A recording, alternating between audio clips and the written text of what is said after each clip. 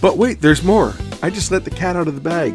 What we're working on. So this machine is mine, and it's not working. It was serviced a number of years ago. It had a bad regulator. We changed that out. Been fine ever since, but I haven't used it in a while. Went to turn it on. It's dead. Here we go. Panasonic DMR EH50. No power. So we're going to see what went wrong with it this time. See why it's got no power. That's something I don't use very often. In fact, I use this thing so seldom, I'm surprised I even bothered to keep it plugged in. But I was going to go through some of those DVD RAM discs and see what's on them. And this is one of the players that I have that plays DVD RAM. And wouldn't you know, it don't want to work.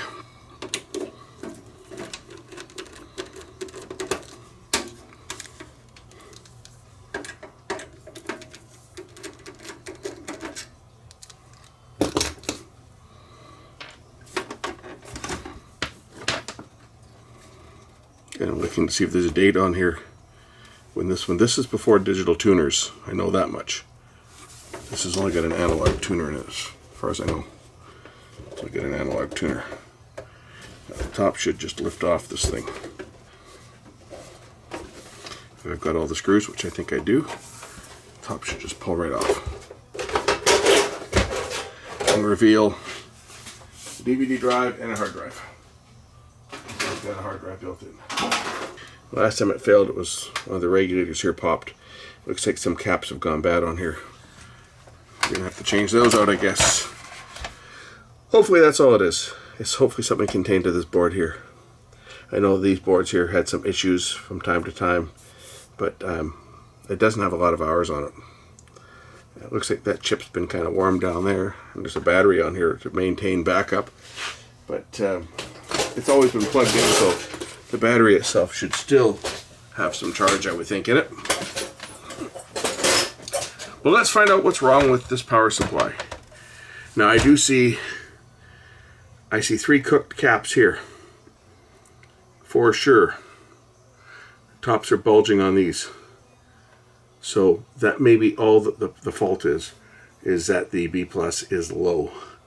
I guess we can throw the meter on here and see if there's any type of voltage whatsoever, because there should be something, it'll just be wrong. So let's just check and see whether there's any power whatsoever getting off of this power supply. That'll tell us if the power supply is oscillating. Alright, power up. And we'll just check some of the voltages leaving this board here and see if there's any power on it. I see some power. I thought I saw power there. Did I not see 5 volts? Yeah, 5. Well, I saw power there. Why is it going off? Oh, there it is. The power supply is going on and off. It's trying to boot up. Well, that's good. That means it's probably these caps that are bad. Okay, let's just change them out. Yeah, we'll just power that down. But yeah, I got 5 volts coming on and off. That means that this is trying to start. So that means the regulator IC is okay. Which one was it I changed? I think it was this one over here. The switching regulator was the one I changed before. So we'll just unplug this. And get into the power supply. That one, and there should be just a couple screws that hold this in place. There should be another plug over here. I'll do that one.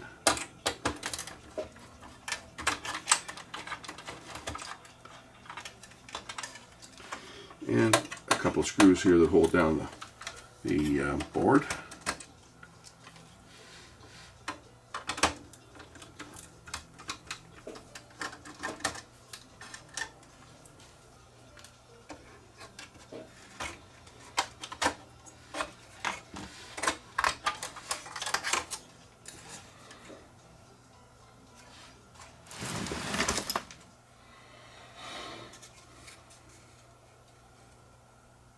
We'll change the ones that are obviously bad. 1000 microfarad at 16 volts. There's 1000 and 1800 at 16 volts. Let's see what I've got. There's also another one here on the main board that should be changed.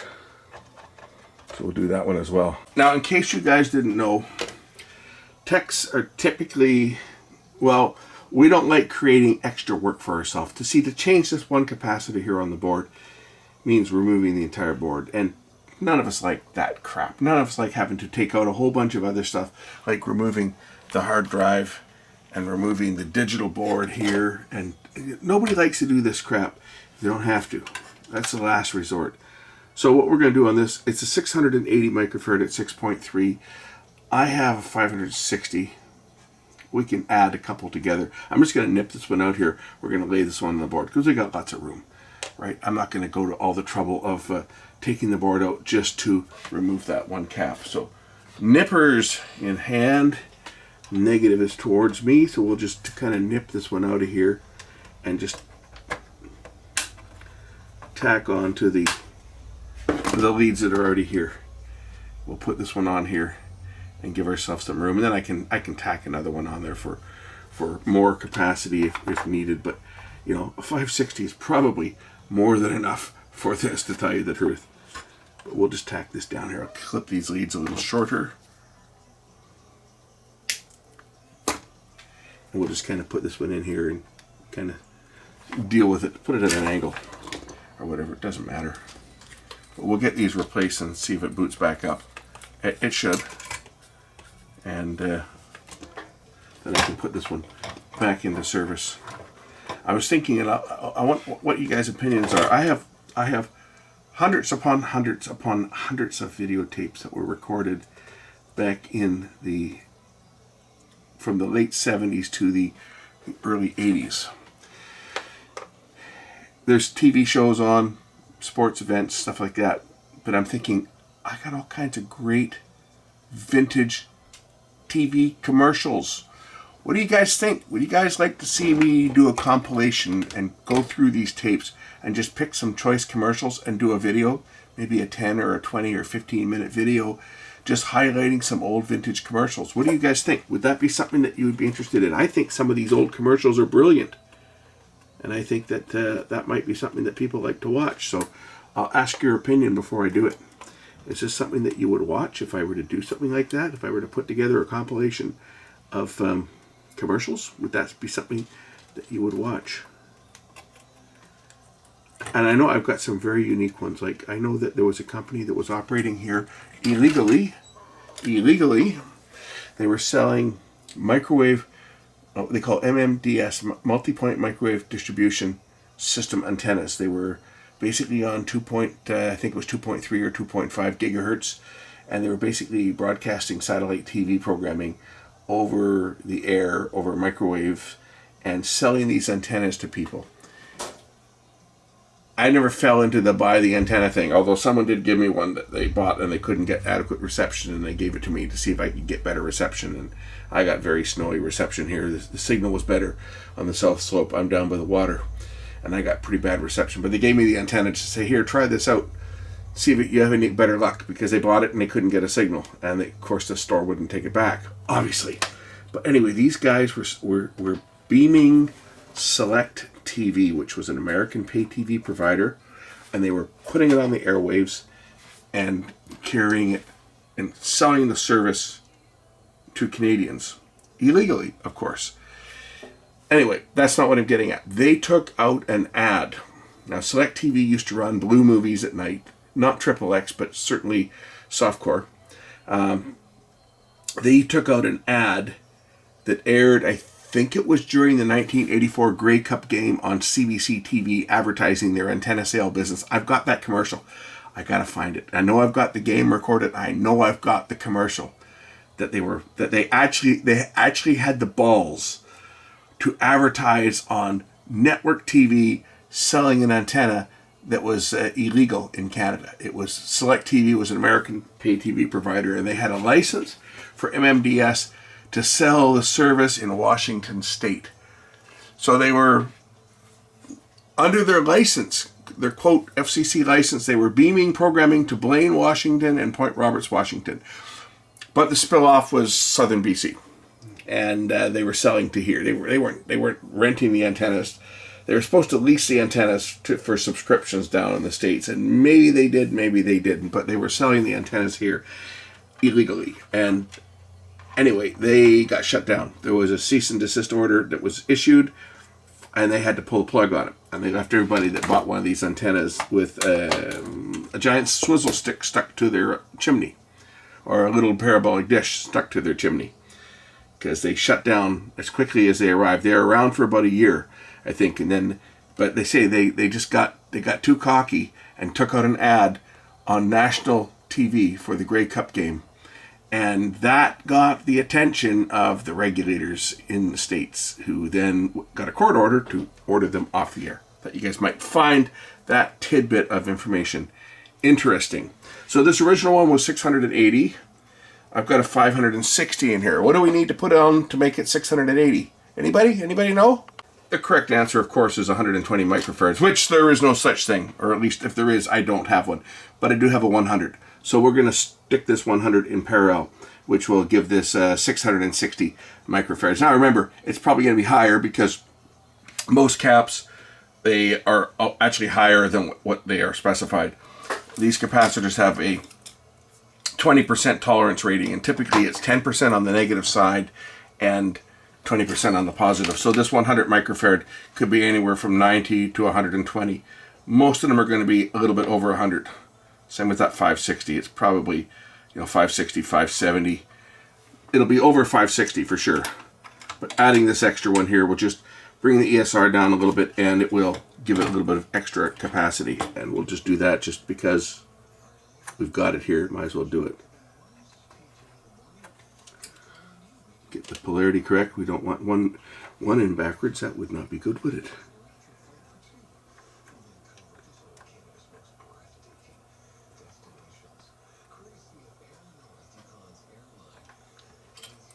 Just add that one right there. Beauty, huh? Don't I do beautiful work? No comment. No comment. That'll it's fine. It's fine. Trust me, it's fine. It'll be fine. It's not going nowhere. All right, so we got 3 bad caps that I can see for sure on here that we know are definitely bad. These two here are, the tops are bulging, as is this one. One of them's a 1000 microfarad. The other ones are 1800s. I've got some 1500s here, which we're going to use in place of the 18. And I got a 1000. These are 35 volt. That's fine. This is 16. And these ones are also 16, and this one's a 25 volt. You could always go up in voltage, right? You can't go down. You can go up.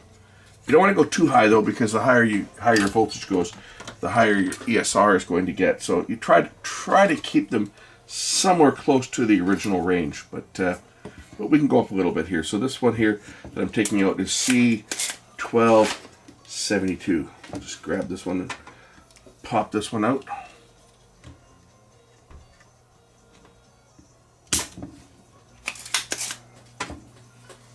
See the service manual, it says. And good luck with that. I don't have a service manual. Are you kidding me?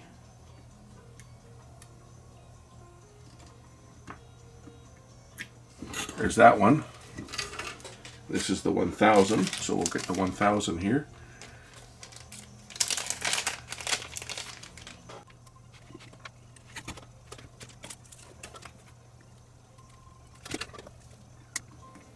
I was given about 300 odd beta tapes that were recordings from Johnny Carson's concerts. Lots of jazz performances on there from big name acts. The fellow, they're not in hi-fi, unfortunately. These were recorded before hi-fi came out. But the fellow that gave it to me, it's the guy that had the big mixer that I've serviced several times, that big Harris mixer.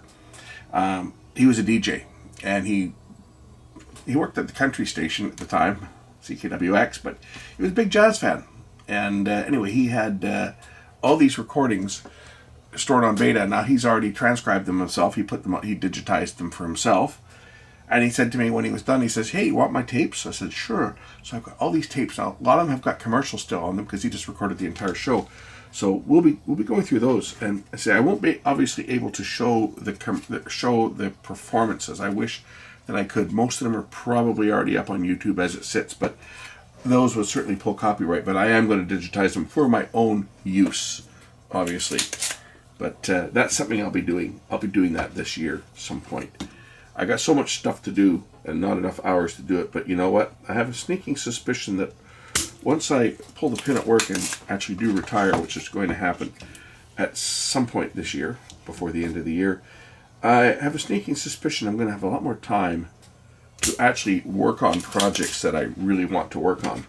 And digitizing all my old tapes that I've got and going through them to see what I've got is certainly one of the priorities that I will do on downtime. Obviously, when the hardware is being used to digitize other people's tapes, which it usually is, I won't be able to do it. But in downtime, when there's nothing going on, I'm going to start going through these tapes myself and seeing what gems I've got, because I know I've got good stuff.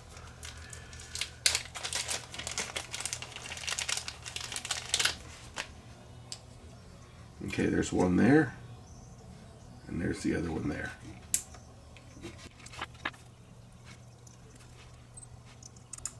Now, obviously, polarity is important on these. If you put them in backwards, you're going to have a smoke show.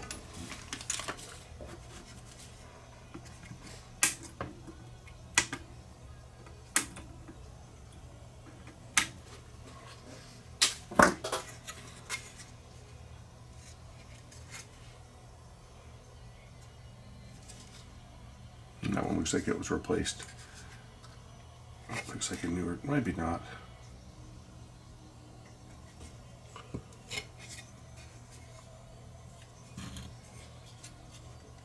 Yeah, that one may have been replaced before. It looks kind of like it's been replaced. So now these three have been replaced. That looks like it was replaced before. Possibly this one over here too. Yeah, that looks like that one was done. The solder looks different on it, right? I'm just going to take a quick look at some of the connections, make sure there's nothing that looks bad. Like there's a couple here that are kind of questionable. Just go over a few of these, and then I'm going to put the power supply back in and see if it boots up. And then spend more time putting this back into my equipment rack. This one just sits on top of a Blu-ray player, but it's got a DVD recorder and a combo VHS DVD sitting on top of it. This one's actually in my studio, my office. The other gear that I've got sits in another room, like my other transfer equipment, my DV decks and 8mm decks and VHS and Betamax decks. They all sit in a separate room that is just used for archiving and not for production. And there's another DVD recorder in there as well.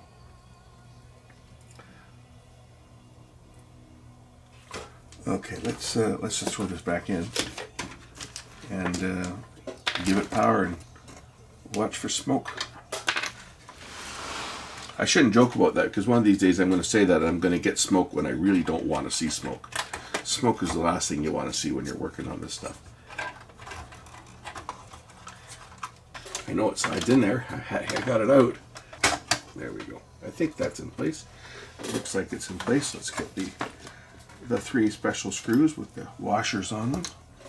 The grounding screws. We'll get those in place.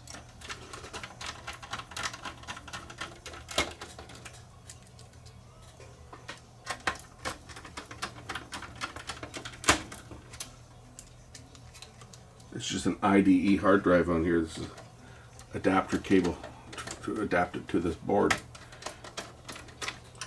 And the power connector here. And the power connector there for the hard drive. And I got one more screw in the back to hold the power connector in place. Back here, I think we're about ready to apply power. Drum roll, please. Is it going to be a drum roll, or is it going to be a sad trombone? One of the two. Got power. I don't have this is not switched on yet. We'll apply power, turn the machine around so that we can see what it does when we boot it up. And the display on this is really, really dim. So it may not show on camera. But we'll see what happens. Power. I see a display lighting up. It says, please wait. You can't see it. It's too dim, but it says, please wait. That's a good sign because I had nothing before. Hard drive just spinning up. Please wait. There, the drive just booted up there. So I should be able to turn this thing on in a moment. As soon as the please wait goes away, which is still there. The indicator tube is burned out. It's not a voltage, it's the tube itself. You can see the word please, but wait is very, very dim. The display is really dark on here. It's almost impossible to see. And it's been like that since I got it. It hasn't gotten any better. There we go. DVD lights up. We got power. 100 gigabytes. It's pretty small. What year is this thing? Does it say? Manufacture date 2005. 3rd of October 2005. So this machine is 21 years old. I bought this machine probably 15 years ago, maybe.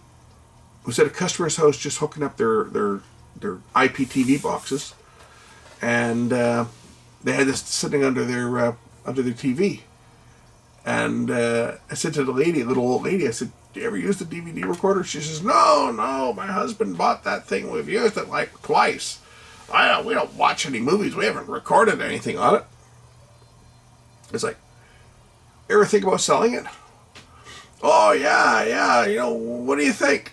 Are you interested? So, yeah, I'm interested. What do you want for it? She said, will you give me $50 for it? I pulled $50 out of my wallet. Deal, done. Now, I do have two others. I have two DMR 20, I think, it's their first generation. It only accepts two types of discs, DVD RAM, DVD-R. This one accepts DVD RAM, DVD-R, DVD-RW, and DVD plus R. Does not accept plus RW. Okay, I brought some discs in. I brought some DVD RAM discs in. I brought 4 of them in. This one here says bad disc. It's a Memorex. Memorex turned out shitty DVD RAM discs. They were terrible. It says Iraq on here, so it might be the Iraq War. But it says on this one, I don't know what the problem with Memorex discs were, but Memorex just did not make very good DVD RAM discs. Bad RAM disc. Sometimes it erases in recording. It's possible. Other times not. It'll play back what's on there. But see, sometimes erasure and recording possible. And I don't know what it was with Memorex, but I had a pack. It just broke. I had a pack of 3. In fact, if we really want to go down that road, and I know you guys do, because you guys like these stories of this shit that happens. When I worked at the TV shop, we had a salesman from Memorex come in to sell us discs or wanting us to carry them. This is when DVD recorders were still quite popular. And anyway, he left a sample. He said, here, guys, try these out. He left 3 discs for the shop to use. And, of course, the boss said, I'm not going to stock this goddamn Memorex shit. Give them to me. So he gave me the 3 discs. And I used them. And, well, one of them didn't work properly right from the get-go. I tried it in, I didn't have this machine. I had the 2 DMR E20s. And it would not write to them. Like, one would not write to it at all. So, what it is, okay, I'm going to phone Memorex. And I phoned the phone number that was on the back. I think there's a phone number on here, Memorex.com. Anyway, product, it says this is warranted against defects in workmanship for 1 year from the date of purchase, blah, blah, blah, blah, blah. And I contacted them. I probably contacted them at their website. I said, hey, I got one of these DVD RAM discs, and it won't write. It won't work. I've tried it in 2 different machines. I got 3 discs. 2 of them work fine. Well, 2 of them did work fine. And one doesn't work at all. So they sent me a replacement one. And they shipped it out free. And it arrived by FedEx. And about 3 weeks later, I got a bill from FedEx for like $65. That was my first run-in with FedEx. Broker charges. This is not a Memorex disc, so this is a Panasonic disc, you see. I wrote on there Panasonic RAM disc in the cartridge. So I just took a disc. I think this was also a sample disc I was given. And I stuck it in the cartridge for the one that did not work. I've got one that here that says it sometimes doesn't erase. I've got the other two that have got stuff on them. But this was the Panasonic one I stuck into the dead cartridge just because I could. And I don't know what's on this disc, so let's just pop the disc into the player and we'll see what's on it. There should be something on here. It might be just some test footage I did. In fact, it probably is test footage that I recorded on this the last time I serviced this machine.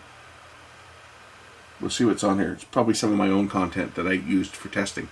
Okay, what's on this disc? Hit play. Oh yes! It's my my Oregon Coast disc, or my California Coast disc, one of the two. This was shot on my 4K camera, so this was what I recorded on this for testing. Interesting. I wonder if there's anything else on here. I'm going to try the navigation button, if I can remember how to work this thing. Navigation, disc navigator. What's on here? Oh, there's a few things on here. I don't know what else is on. That's 4 minutes on there. There's like 12, 13 recordings on here. Oh, that's a video of the Super VHS tape.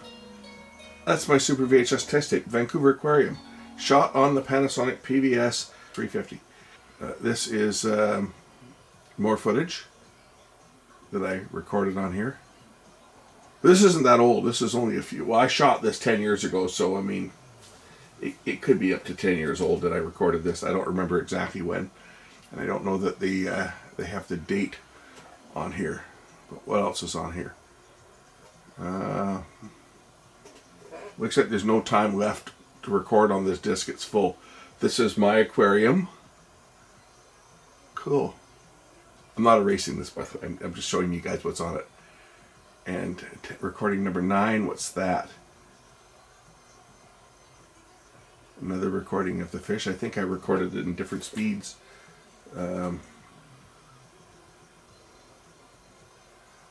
This looks like an SP recording. Okay, yeah, there it is. It's the same thing recorded 3 times. Recorded in SP, probably an EP or XP, yeah. So that's the aquarium. So here we go.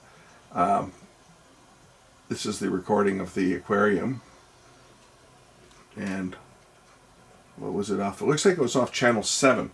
So this was recorded off my modulator. This was playing on my my internal house cable, and I just recorded it off of channel 7, which is a channel 7 modulator. It's a DVD player is what's on there in mono, so this is not stereo. But this recording here was an EP speed.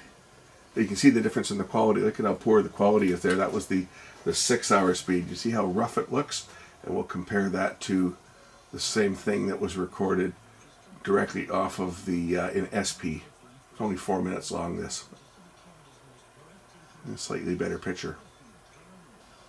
So that's what's on here, just test recordings. I could probably write to this one, this disc. I thought maybe there's something worth keeping on here, but this is just copies of my own footage. So if we want to do a test recording on here, I can certainly do it from. Oh, there's a shark. Mr. Shark is just bobbing around in the water. That's the California coast. Went down the Pacific Coast Highway. This would have been 2018, I think, is when I shot this one. So 8 years ago was when this footage was shot. What else is on here?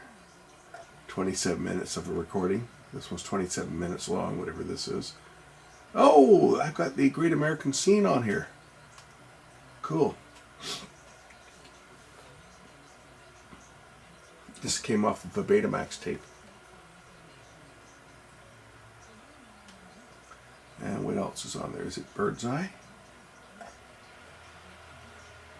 This might be Bird's Eye, which is the other part of the Great American Scene. Yeah, this is Bird's Eye. So these were both beta tapes that Sony sent out as demo tapes to demonstrate Betamax.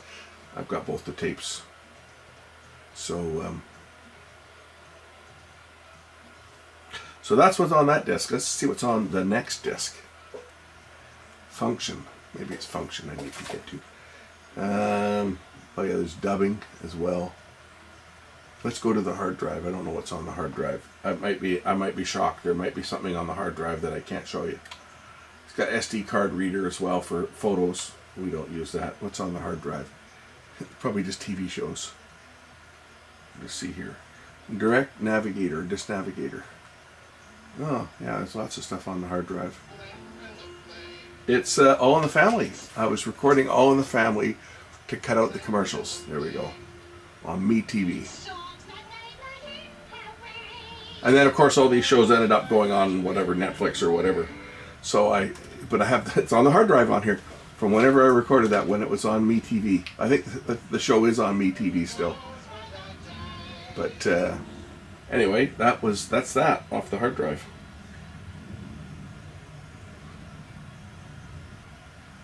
Yeah, these are all recorded in LP. It looks like, so I could get 4 hours.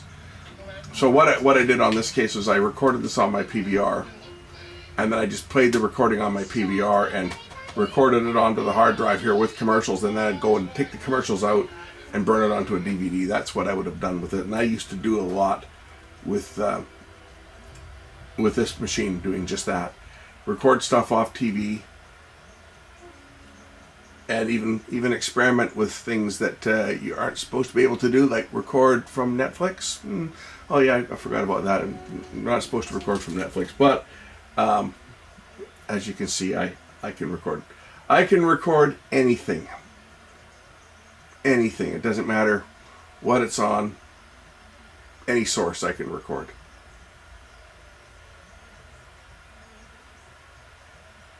Copy protection. What's copy protection? Yeah, there's a bunch of recordings on the hard drive on here of stuff that I recorded in order, was going to dump it to DVD, and I guess it never got dumped. It just sat there on the hard drive, and like other things, it just sat there. Someday I'll work on it. Anyway, oh yes, see, I've got some classic recordings on here. I got the Beatles recorded from something. I probably can't play more than about 5 seconds of that. All right, I think the DVD RAM part is, I think, more cool than a hard drive. Everybody knows what a hard drive can do, but what a lot of people don't realize about DVD RAM is that it can do some pretty cool stuff as well. So I've just got a Joe Satriani playing here on channel 12, coming off my media player, off my house cable. But I got a disc in here. I think there's space remaining on this disc. I'm pretty sure there's space remaining. I'll hit the record button on here, wherever the heck it is. There, I'm recording. And one of the neat thing about DVD RAM is it's got what they call time skip, or even playback. So I'm recording this right now on DVD RAM, but I can go back and play back other stuff that's on the disc. So if I hit Disk Navigator, for example, it will bring up other content that's on the disc. You see, it's recording a program right there, but I can go back and play back, say, the Super Bowl commercials from 2004. And now it tells me it's recording currently and it's playing at the same time. This is both coming off the optical disc. So the laser is moving out, making a recording, and then moving back to wherever this is to play it back, and then moving back and doing a recording. So the laser's doing this. It's going back and forth like crazy as it's writing this.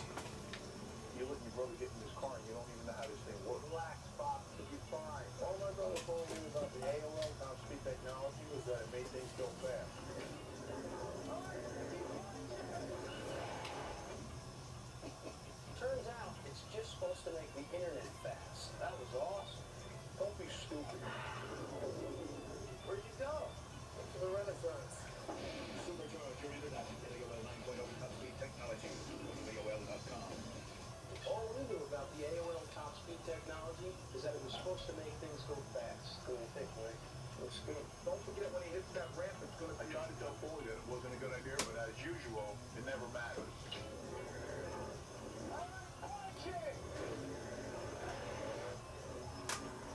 Turns out AOL top speed technologies for the internet. That would have been good to know beforehand.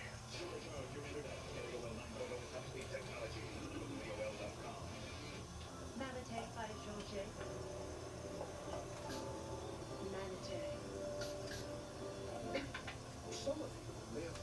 wrong idea about Subway. Hey, hey, Subway. No, what he meant was, if you eat a good low-fat diet of Subway, it's okay to occasionally eat bad, not be bad. Oh. So you, Philly and Memphis, stop spilling on bad tippers. And you, Lori and Mike, stop trying to bring back fan art. And Lance, stop using puppies to meet girls. No, not that either. And sorry, Wang Chung, no reunion tour.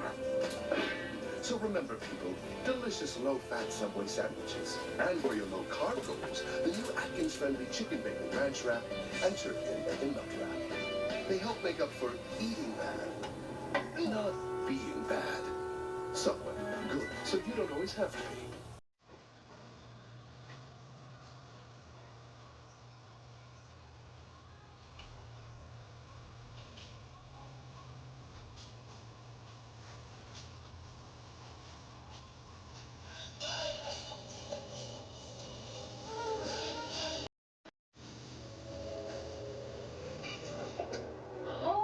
The new Chevrolets, an American revolution.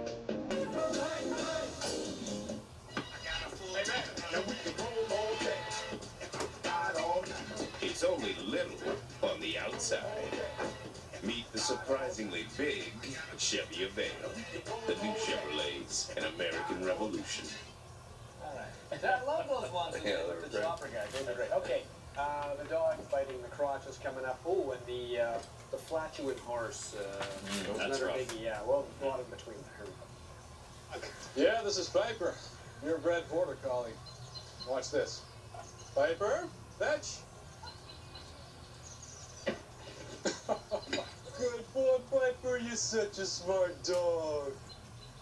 So, what can your dog do? Fergus, Bud Light. Head dog. Fresh, smooth, real, Bud Light. It's all here. Since I was born, I dreamed of being a Budweiser Clydesdale. Only problem is, I was born a donkey. So all my life, I practiced the Clydesdale walk and the Clydesdale pull. I even tried hair extensions on my lower legs. And then came my big interview. They looked me in the eye and said, "What makes you think you can be a Clydesdale, son?" And what was my answer?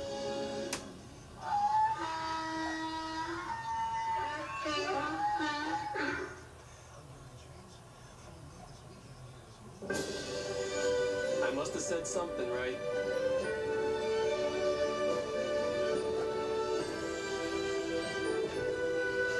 A very close call. Could have gone either way. It was right on the line. Well, Ferguson's not too happy with it, I can tell you that much.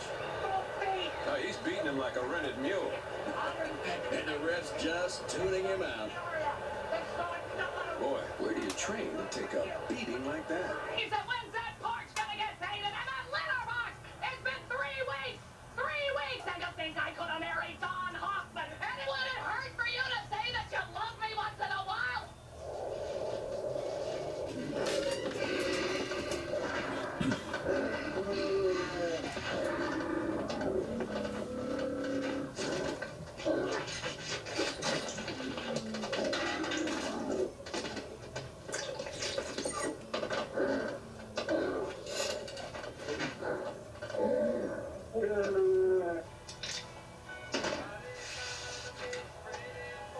Good idea.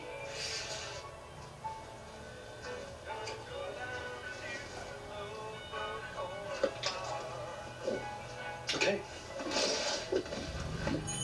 Nothing goes better with leftovers than some ice cold Pepsi. It's the cola. This is so romantic. Well, it's about to get a little bit more romantic.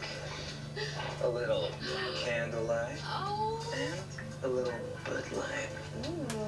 Ooh.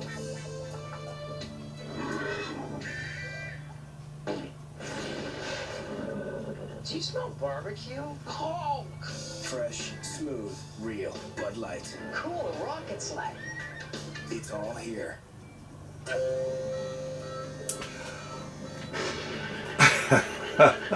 a lot of great ones. Classic. But the horse is the winner as far as big finish with the horse. Rocket sled. Yeah. Can't beat the horse.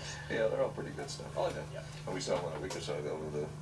Well, the old people. Yeah. So I gotta, see, I'm still recording that other show. Yeah. I can go back to that show, go to Disk Navigator, and I can go right back down to what I'm currently recording, and I can start it from the beginning. So now I'm playing the same show I'm recording, and I can catch up with where the current recording is. So just like a PVR, you could be recording something off TV, you could set it to record the game when it started, and you got home halfway through the game, and you could start playing it from the beginning, and you could then skip ahead and bypass the commercials.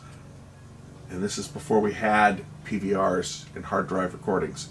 This was on the original DVD RAM that you could do this. And that is cool. There it is, recording right here. The hard drive's not doing anything. Although the hard drive will work the same. You can do exactly the same on the hard drive, but you can do it on an optical disc. And that was cool. Now if I want to delete this, this is what I do. So I got the show. Turn this down here, we don't need this loud. I'm going to stop it. There's stop. Hit disk manager. And I'm going to go down to the disk itself. I can say erase title. And it'll say, oh, I got to stop it first. Oh, doop. So let's just stop the recording. So we just get in here, hit stop, and hit stop. Now it's stopped. Okay, now I can go back to Disk Navigator, select the program that I would like to delete. There it is. Hit the menu key, and now I can. And this is where you can do things. This is where you can edit it, right? You can edit the title. If I go to edit title, this is where you can shorten the title, divide the title. So that, in other words, you can split it into two. You can stop it right where you want to split it and split it into 2 tracks, or you can set protection so that the title doesn't accidentally get erased, or you can shorten the title. This way you select shorten title, for example. I'll go into shorten title, and I play the recording. I play it back. So if I skip ahead a bit here, where's my skip forward? If I skip ahead and I find, I'm going to play it until a commercial starts, and then when I see a commercial, on the remote, I'm going to hit the OK button, and that'll give me a shot at the start point at 38 seconds, and then I let it play to the point where I want to delete the program or delete the commercial, and select the OK button again, and now we've got from 38 to 50. I want to delete it. I hit the OK button once more, and it will say, are you sure you want to erase that section? I say yes, and now it will shorten that title. So when it plays through to the 38-second point, what will happen is it will jump right to where I cut out. So if I roll it back here a bit. Okay, so we're watching at 35, 36, 37, now it's going to jump. It's going to go to the next point there.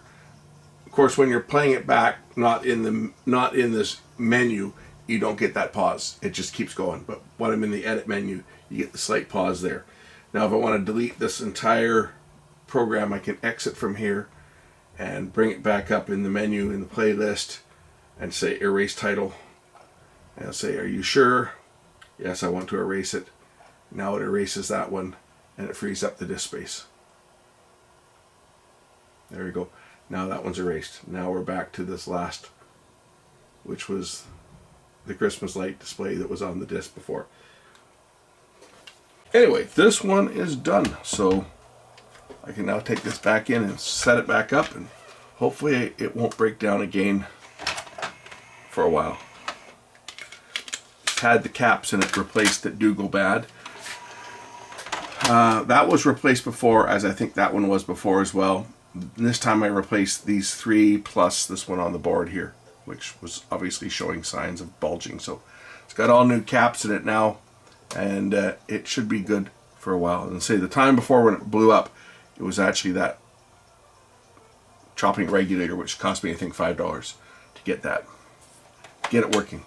Anyway, thanks for watching. We'll catch you in the next one. Bye.